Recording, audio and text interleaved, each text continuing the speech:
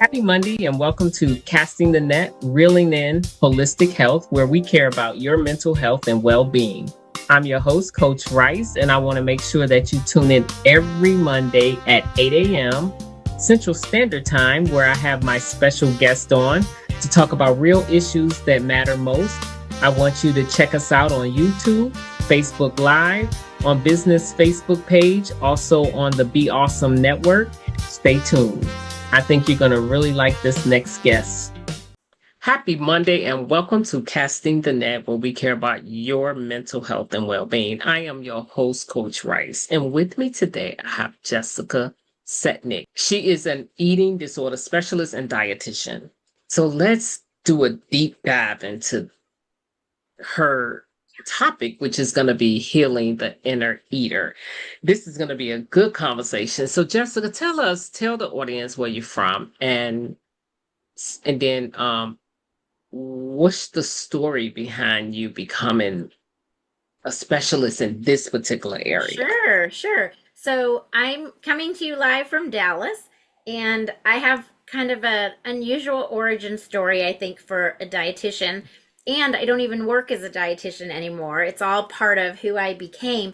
I started out with no direction. I started out taking a lot of classes in anthropology because I didn't even know what it was, but I knew it was so interesting. It's just the development of humans. If people are interesting to you, then you'll like anthropology because it's just all about people and how we develop. And then I took nutrition as an elective, and I suddenly realized how much I love thinking about what happens when food goes inside your body and how it's all happening without your conscious control. It's just amazing what your body can accomplish. And then put that together with why we choose the foods we choose, how we feel when we eat, before we eat, after we eat, the changes we decide to make, why sometimes people decide to make changes and then they don't stick.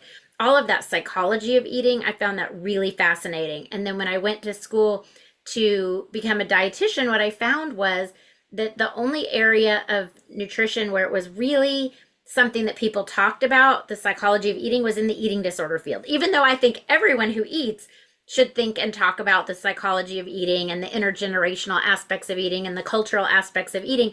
This is back in 1994, really the only area that anyone was talking about. It was in the eating disorder field. So that's naturally what I gravitated to, because I just thought, how can you just talk about the molecules in food and not be talking about the choices people make, how they feel, the emotions surrounding food, the way you're brought up with food.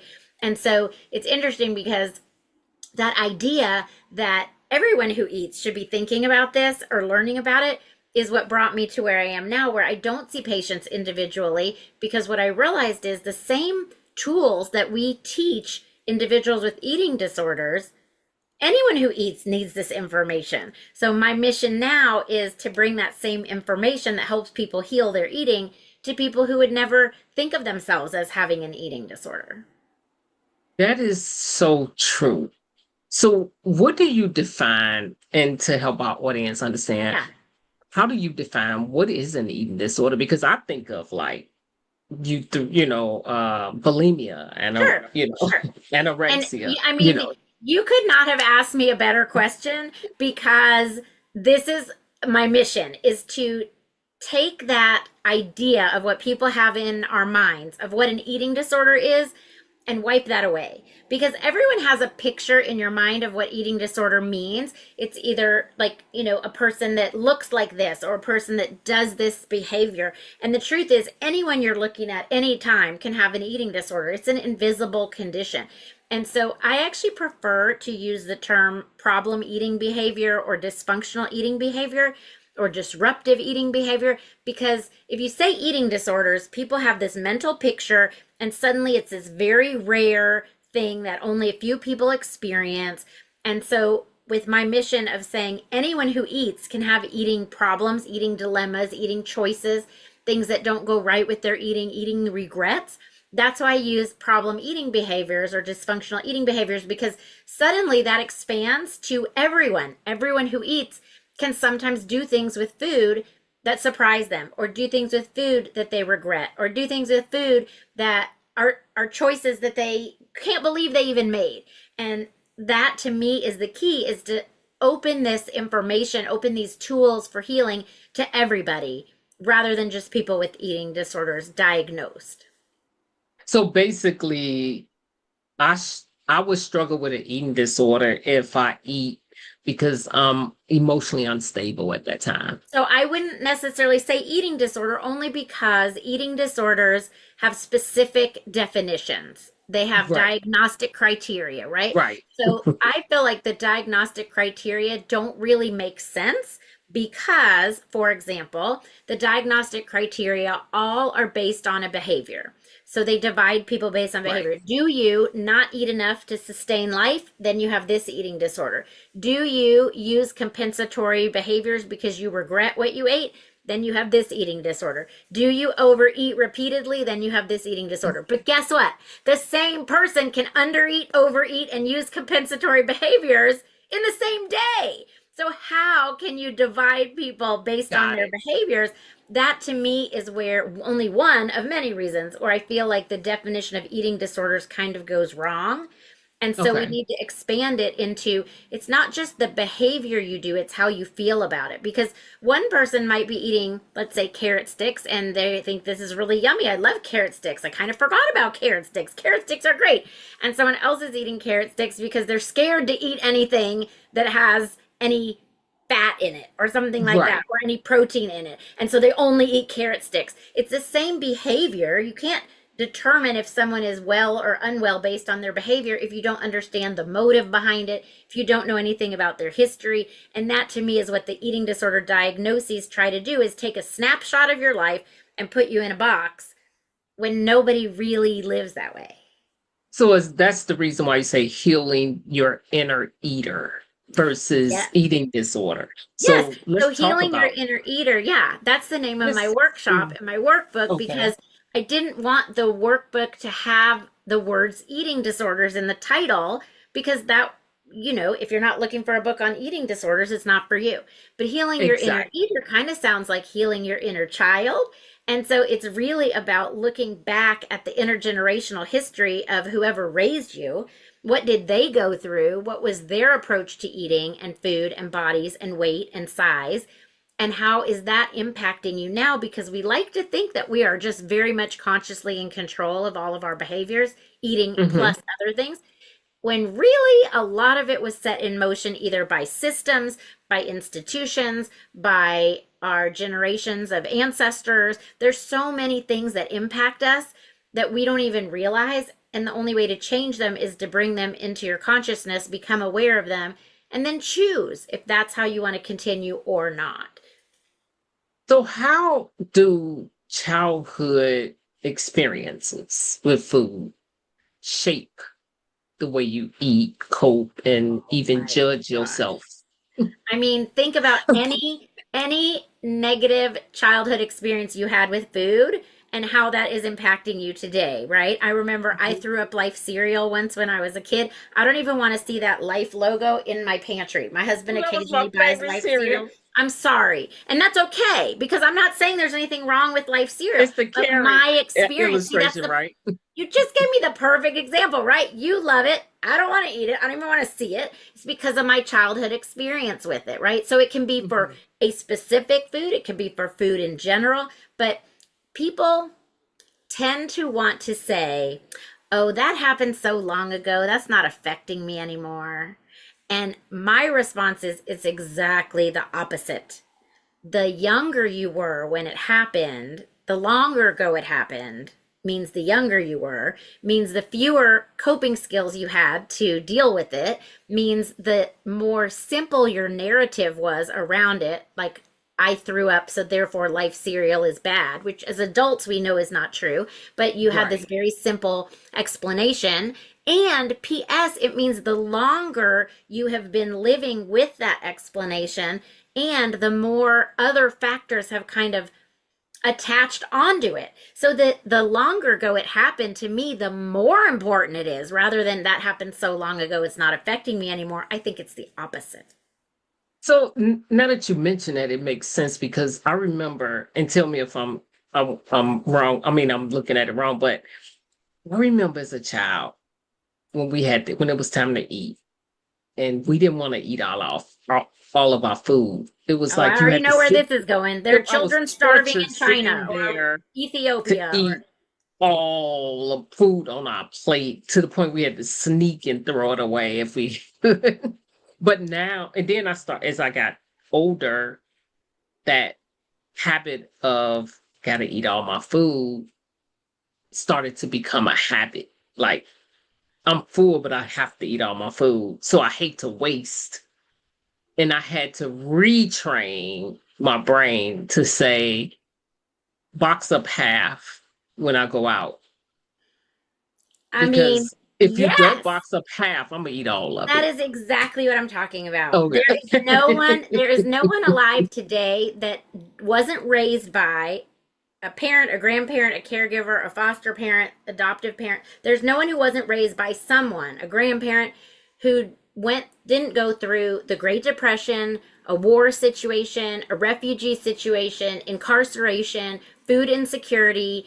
These are all things that make you feel like I have to eat what's in front of me because I don't know where my next food is coming from, or I don't have control over the next time I eat. So if you think we were all raised by people who were in that situation at some point, Mhm. they were just trying to raise us with love and teach us, be careful, eat everything you have now because who knows what's going to happen later. But it didn't come across as loving. It came No, across as scolding. it was And it torture. put us in the position of having this very ingrained lifelong habit of not listening to our internal cues about what to eat, but eating what someone else put on the plate. Because here's the thing, most of the time when they said eat everything on your plate, we weren't even old enough to have put it on our own plates in the first place. And so it was someone else deciding how much we should eat, someone else telling us we were wrong if we didn't eat it. And so, of course, we learned to follow other people's advice. It might be your parent at a younger age, and now it might be a chef in a restaurant deciding how much to put on your plate. But we've lost touch with our own internal cues of how much to eat that we were born with. That is so true. So how can someone understand the difference between physical hunger and eating that's tied to emotional comfort and stress and all of that? So there's a really simple tool that everyone can use. It's really easy to misinterpret, so I'm going to tell you how not to use it. But it is called the apple test, and it is so basic. Mm. You literally think to yourself when you're hungry, would I eat an apple right now? And we can all do it right now. Like, let's pause for a minute. Would I eat an apple right now? I mean, I don't want an apple right now, but I could see in like 20 minutes I would eat an apple. So it's giving me information like I think I'm starting to get hungry. Now, if you love apples and you would always eat an apple, this isn't the right choice. If you hate apples and would never eat apples, this isn't the right choice. You may have to pick something that's more bland for you, like saltine crackers or carrot sticks, right? But the idea is something that you would eat it, but you wouldn't eat it if you weren't hungry. And so you just ask yourself that question. So what's your answer to that question? Would you eat an apple right now if someone just brought you an apple? No, No. Okay. So it not right now. doesn't mean you can't eat, but it tells you if you're hungry right now, if you want something to eat and you wouldn't eat that kind of boring food, maybe it's emotional. Maybe Is I'm there really not something else hungry. going on? Yes. Is Ah, it nerves because you're going on a podcast? Is it and ideally we would be able to sift it apart and figure out exactly what feelings are making us hungry because a lot of feelings feel empty besides hunger. Boredom can feel empty, loneliness can feel empty, right? Even jealousy can feel empty like I don't have enough, right? There's lots of reasons why we can be craving yeah, food, when I'm bored, I will eat. right? But even if you don't know what the reason is, you can still kind of sift it out into am I hungry for an apple or not? P.S. If the answer is yes, I would eat an apple, you don't have to go find an apple. That's not the point of the exercise. Remember, I Right. said it could be The point is misunderstood? that the Right. apple is perfect for me because I'm just not gonna grab an Right. apple. Right. So you would eat it if you were hungry, but you're not going to go like run across the street because you're so excited they have apples over there, right? It's just a No, food no. that you would eat for nourishment, right? You don't use ice cream as a test because I would eat ice Oh cream no, because I would go for anytime that. you put it in front of me, right? So you're trying to use something that's kind of bland to you. So if you would eat it, that gives you good information that you're probably hungry. You may even be overly hungry. If you wouldn't eat it, is probably a sign that something else is going on. And so Hmm. it's not foolproof, but it is a place to start. Wow. So for people who carry like shame around food, because some people, sometimes people, Yes. where does the shame usually begin and how do they start breaking the power of that? Okay, that is two really big questions. Where does Okay. shame usually begin? Is, I mean, minute one when we are born, right? Because, we get these messages, whether they're verbal or not verbal. We pick up on things as infants even before we understand what we're picking up on. But think about when people say, "Oh, you really ate a lot," or "Oh gosh, Yeah, you didn't that really one. eat very much." We start saying that when kids are bottle feeding. Like we start immediately judging, right? Instead of Yeah. saying to a kid, like I like to say when I'm feeding a baby and they spit out the bottle or they spit out the spoon and they're done, I say, "Thank you for communicating."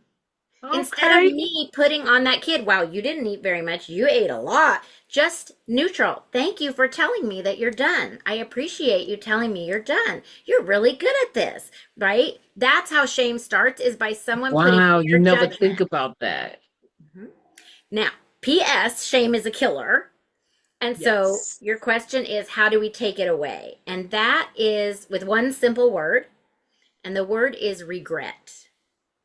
So when you're feeling ashamed of something, shame makes you want to be silent. It makes you not want to Yes. tell anyone. It makes you embarrassed. It makes you not want to admit it. And so you can't get help and you can't do it differently. You just want to forget about it. Oh That's yeah. that gallon of ice cream I ate single-handedly last night. I don't want to talk about it. I don't want to think about it. I'm just going to not buy ice cream anymore. That's the way our minds work. That is, you're right. That is the way it works. That's why I say anything hidden can't be Yes. healed because you Yes. have to talk about it, right? Oh my gosh, we're so on the same page. Yes. So if instead of feeling I'm such a failure, I have no willpower, I can't believe I did that again after I promised I wasn't going to, instead just use the simple word, "I regret." And I'll use that same example. "I regret that I ate a whole half gallon of ice cream last night." That's it. That's this the whole change is "I regret." And here's why. Because regret, first of all, you accept it, but without condoning it. When we say, as therapists, mental health professionals, when we tell people you need to accept something, people hear it's going to stay the same. We know we don't mean that, but No, people don't not at want all. to accept because they believe that means they're going to stay the same. Yeah, Regret because means, accept is awareness. yes, but regret means I am aware that it happened. I'm not condoning it and I don't want to do it again, but I can be aware that it happened, whether that's with sadness, but with regret. And so what regret does is it opens the door to be able to talk about it. I could say, "Martha, I have this dilemma. I ate half a gallon of ice cream single-handedly last night. What do you think that was about?" And we can talk about it. If I am so ashamed, Martha can't know. I'm a dietitian and I ate half a gallon. This is starting to feel real to me. I didn't even eat a half a gallon of ice cream, but I'm like living this experience. But like, right? Like if I'm ashamed, I can't say, "Martha, can you help me figure this out?" Like I'm a smart person and I did this Right. thing that feels really stupid. If I regret it, I can bring it to you. We can talk about it. We can talk it through, or I can write about it in my journal. I can start pondering it. And you know what else I can do? I can plan differently. If I'm ashamed and I can't admit it happened, then I cannot change it. But if I can say, "I really regret it," even if I don't talk to anybody else, I can think, "I regret that that happened. How could I do it differently next time?" And instead of the Mm. problem being me, I can think of a system. Maybe what You're I'll do, externalizing it. yes, next time I'll just buy a pint of ice cream when I want ice cream. And then it's impossible to eat a half gallon if all you have is a pint. Or Right. next time I want ice cream, I'm going to go to Brahms and I'm going to get one cone with one scoop I'm because gonna get then the I leave. child scoop. Or two scoops or whatever it is Right. that helps you feel like I got the ice cream, but I'm not setting myself up in a situation where my skills are overpowered by a half gallon of ice And cream that's that calls building a my name in the system. freezer. Yes. If I just say I am a failure, I can never eat ice cream again, that is not a solution. That's not a system either. That's setting you up for failure. Yes. So regret is the tool. Regret, just use the word regret. The next time you feel like I can't tell someone about this, think, what would it be like if I just told someone I regret? Okay, here's an example that did happen to me. Because I've learned that shame kills. I force myself. When I start to feel shame, I tell someone immediately. I do the same I thing. pick a safe person. I mean, we're like twins. Okay. So Yeah. I pick a safe person, but I'm thinking once in my office, it was like 5 o'clock, and I realized I'm kind of lightheaded. I haven't eaten anything since breakfast. And as a dietitian, that feels very shameful. And so as soon as I hear like shameful, feel shameful in my body, I immediately went to the other dietitian in my office and I said, Laura, I'm not feeling really good about this, but I haven't had anything to eat since breakfast and I'm kind of lightheaded. And she said, okay, well, here's a boost that she keeps it in her fridge for patients. Here's a boost. Drink this, sit for a minute, and then we'll figure out what you're going to do for dinner. Right? If I was ashamed, not only could I not say anything to her, here I am lightheaded with no ideas about what I should be eating. And so not only can I not get help, I can't even think through my own problem. And so being able to say, no, I refuse to keep your secrets, shame, and saying it to someone else, then you're allowing someone in to help you. And the other thing is, they're never going to be as mean to you as you are to yourself. Exactly. They're not going to kick you when they're down. Or if they do, you have picked the wrong person and don't share with them again because they have shown you they're not safe. A safe person will not kick you when you're down. A safe person will help you and say, I know you're a smart person. You got into a tricky situation. Let me help you out of it. And then maybe we can plan ahead and figure out how to not make it happen again. Now that's a mic drop right there. So people, let's talk about labels because people will, I know I've done it, call themselves emotional eaters. And Okay. but when I don't, I really pushed that to the side because I noticed that it was keeping me in a cycle. Okay. So here's what I Because think. Oh, sorry. I did no, not go mean to ahead. interrupt you. No, go ahead. I do not believe in labeling other people, but when you say to me, I think I'm an emotional eater, and you are now looking at that with your therapist mindset and you're saying that wasn't good because I labeled myself and that put me in this pattern kind of. But I'm saying if you came to me and said, I think I'm an emotional eater, all I would say to you, I wouldn't say that's not a thing or don't label yourself, Martha. I would say, tell me what that means. When you say that, what are you telling me? What do you mean by Exactly. But emotional? what the label did for me was saying, this is, oh, so this is why I eat the way I eat. So I'm cool with that. Now I have a label attached. You know what I mean? But actually, So you found it it kind of was, freeing. I found it kind of freeing, but dysfunctional Right. at the But if same you time. label yourself an emotional eater, now you have no responsibility to change yourself. Exactly. Because now I have a label.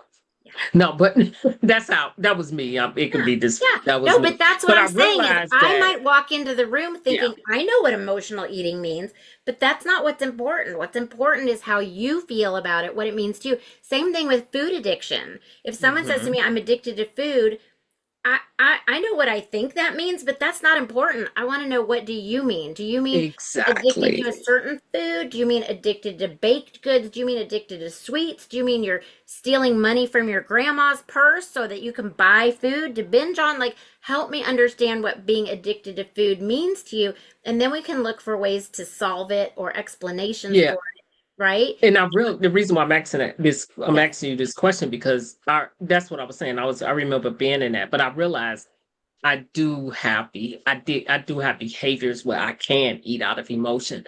Now, when people, what do you want people to understand about like emotional eating that's missed or oversimplified? Oh, well, I might be the person that oversimplifies it. What I would like people to know about emotional eating is this: you have to eat and you have to have emotions. These two things are not choices. Mm, Okay, so it's really more about how they coexist. Food is food, it's an inanimate object. You need it to survive. Emotions are a roller coaster, and that's normal. I okay. don't can't see myself, so I wonder what Zoom is doing to my hand as I move it. It's probably vanishing, but it's a roller coaster. And No, I even can see your hand. okay, even the most well-balanced person, well-medicated person still has thousands of feelings a day, or it just all kinds of feelings, and that's normal. If they're scary, if it's a super scary roller coaster, you get professional help. But even the most healthiest person has lots of feelings, and that's normal. The problem is when food gets on the roller coaster, now neither one of these things is working correctly. So you're allowed to have food, you're allowed to have feelings. It's just sometimes maybe they intersect, but if all the time your food is driving your feelings or your feelings are driving your food, that is not a healthy place to be. And so we need to try to get them untangled. And that's what I So would how say. would you know when they're driving each other? Well, okay, this is a little secret I'm going to tell you. I How love you the secrets. feel, how you feel after you eat is how Mm. you are feeling before you ate. Whoa. So if you are angry after you eat, if you're mad at yourself, you were mad at yourself before you Bef- ate. oh my God, who pays attention to that? Well, I We know a need lot of to. people can We tell need you I to, was right? really sad after I ate. I was really frustrated with myself. It is a Yes. clue. It is a huge clue to how you're feeling because you know what? Happy, content people do not go eat a half a gallon of ice cream and feel bad about it. That's interesting that you say that because we do pay attention to what we feel after, but not before. So that's a good Same correlation. feeling. It's the same feeling. Because here's the thing. And I you're could right, I could because eat now a that I think pizza, about it, right? I could eat a whole pizza and I or just a piece. oh I could eat God, a piece, let's not say whole. I could eat a piece of pizza and say, I felt really guilty about eating that. And you could eat a piece of pizza and go, that was delicious. I feel great. So it can't be the pizza causing the problem. no, you're right. I like that. That right there. That was a good one. That was a good one. I don't even know what to do with this after So this. when No, I'm you just say kidding. I'm disappointed in myself for eating French fries, well, let's talk about how might you be disappointed in yourself in other ways. Tell me what's going on in your life. What are the things that are happening that are making you feel disappointed? And if you say, "Well, I'm disappointed because I couldn't afford a new car that I wanted." I don't know. Okay, that's good information. So I was disappointed I didn't couldn't buy the car I wanted, so I thought I deserve a treat and I went and got French fries. And then I was disappointed that I had French fries. Well, you know what? Your brain is doing you a favor.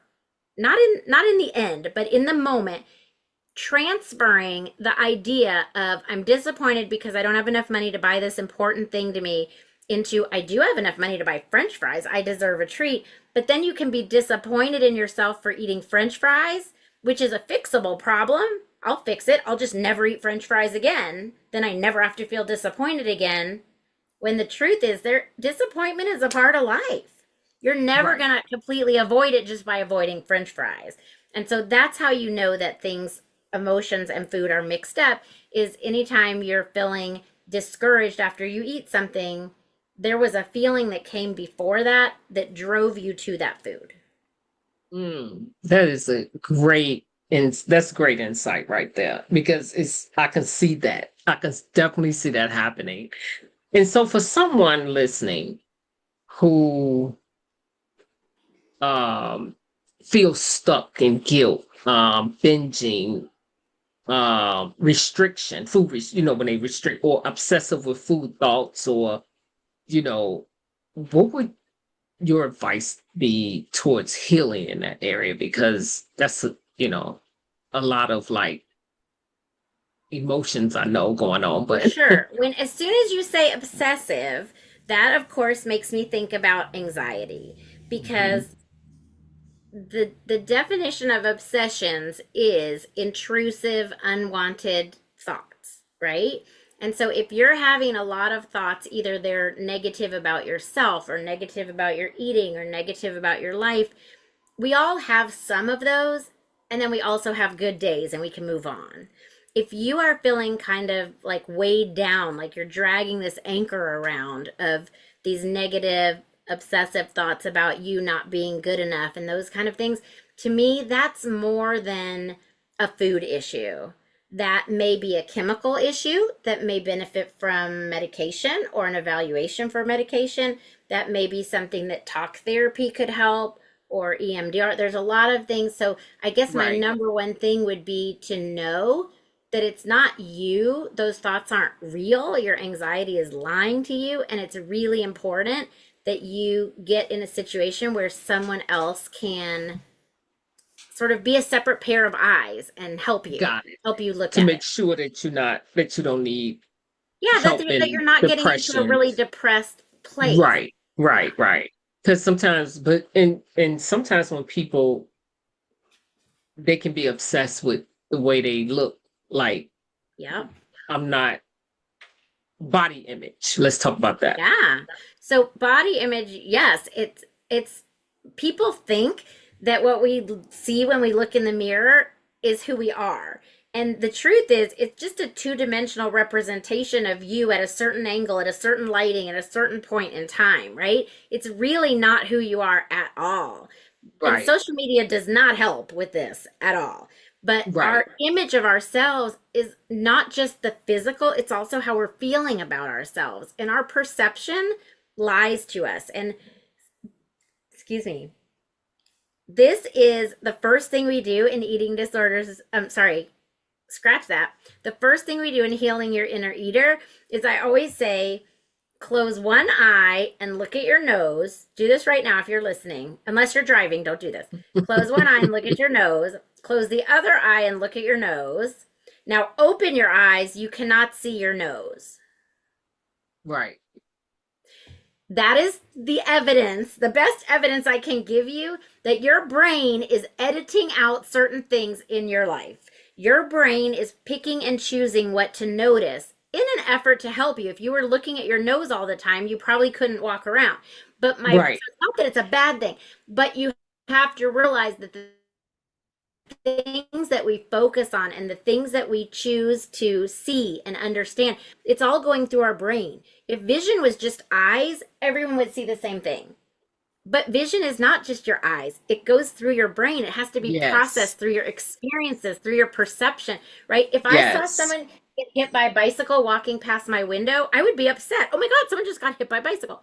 But if it was my mom that got hit by a bicycle, this interview is over. Like I am Right. gone, right? Exactly. You know what I mean? So it's like you can see the same thing, but how you feel about it can be Hmm. very different. And so that's why your spouse, let's say, can look at you and you say, do I look fat in this dress? And they don't even know what you're talking about. You're not fat. How can you look fat? Right? It's like, it's sort of like, but how can I see something that no one else can see? And we call that body image distortion or body Got it. dysmorphia if it gets significant. But it's a perception problem versus a body problem. But we are sold You sold on it. Yeah. so many solutions that in order for us to buy, we have to believe the body is the problem instead of the perception is the problem. Got it. So what does freedom of food with freedom with food look like Yeah. So in a freedom person's with life? food is something that I'm imagining someone could interpret as, well, you just eat whatever you want whenever you want. But to me, freedom with food means freedom from food, freedom from thinking about food all the time. It means that food, if you think of your life as a pie, food is a slice of the pie that you don't have to think about or worry about when that's not what you're doing. And so Okay. you can see why someone with food insecurity can't just think about food when they're eating, right? It expands to a bigger part of that pie. Or Yes. someone who is obsessing over their body size, they can't let that be one part. It grows too much and expands and it crowds out. You only have so much brain power, so much time in your day, so much, free time especially. And so it crowds out socializing. It crowds out doing fun hobbies and things like that. And that's when Taking it over the becomes whole pie. really unhealthy. Yeah. I know that because I've been there, done I've that. been there. I've been there. I've been there. And I still struggle with it sometimes. Yeah, but that's the thing. You can use it as a clue. Yeah. Wow, I'm really fixated on this zit on my nose that no one else cares about. What's going on with me? Right. Why am I focusing on the zit? Or, I've got some more gray hair. Like, is it a problem? Is it not a problem? I mean, society wants me to think it's a problem, But is it really a problem to have gray hair? It's a sign of aging. Not even everybody gets to age. Only the lucky ones get to age, right? So it's like really investigating these things that feel true and feel real to us and recognizing that they are just perception. And this is one of the reasons I think that reading novels, like historical novels, or going to different countries or learning about other countries really helps, because if you read or listen or learn about a different time frame, a different place in the world, you realize that beauty ideals are totally different. In a few hundred years ago, they used to do all kinds of weird stuff that was considered beautiful, right? And then, in a different country, they might have totally different standards of beauty. Once we realize that standards of beauty are all, or appearance, I guess, maybe not everyone thinks of it as beauty. Subjective. Yeah, it's all subjective. And so there is someone out there who wants you to feel bad about yourself, so you will buy their product to feel better about yourself. Yes. Girl. No, you mean girl. No. But anyway. You can call me girl. I'm 53. I'm still a girl in a lot of ways. And look, that's endearing. So let me ask you a question.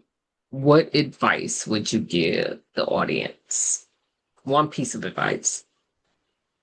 I mean, if I had to boil it down to one piece of advice, yeah, you got to boil it down to one. I would say stop talking about other people's bodies and what other people are eating.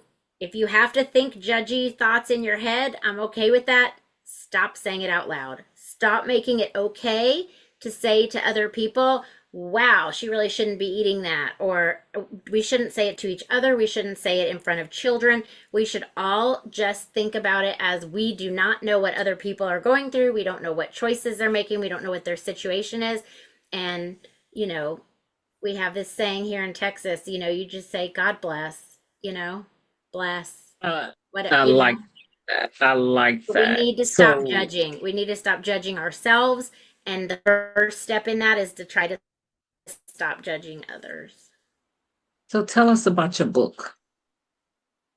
Oh, okay. So I've written several books for professionals, and they have the words eating disorders in them. So like I said, you end up with only people who are really, really interested in eating disorders are going to read them. So then I came up with the workbook, which is Healing Your Inner Eater. That's for everyone. So you can go to healingyourinnereater.com, put in discount code podcast, and that'll bring the price of the workbook down for everybody listening. Well, Jessica, you have been such an amazing guest. Thank you. Enlightening. I want to keep talking to you. I want to come back like once a month. Oh, yeah, absolutely. Look, come back. I love it. Like, seriously, I love it. I want to take listener questions. Like, I feel like you are, yes, we totally see eye to eye. I love it. But then I'll talk to you about that offline. We could definitely do that. And so I want to definitely thank you because you have been amazing.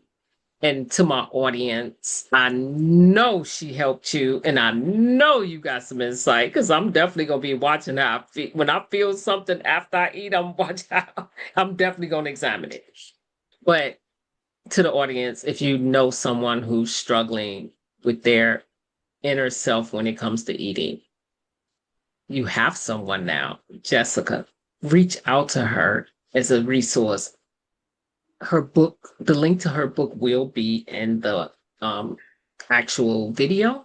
Reach out, call her. That's what helps. Oh, yeah, and I'm on Facebook. You can DM me. Absolutely. I'm going to put all her links in it. Great. And reach out to her because I'm telling you, this can heal your inner eater. And that's important because it spills over into every parts of your life. And so we want you to get the help. And she is an expert in this area, as you can see. And so reach out to her. Great resource. And we just want to thank you so much, Jessica, once again.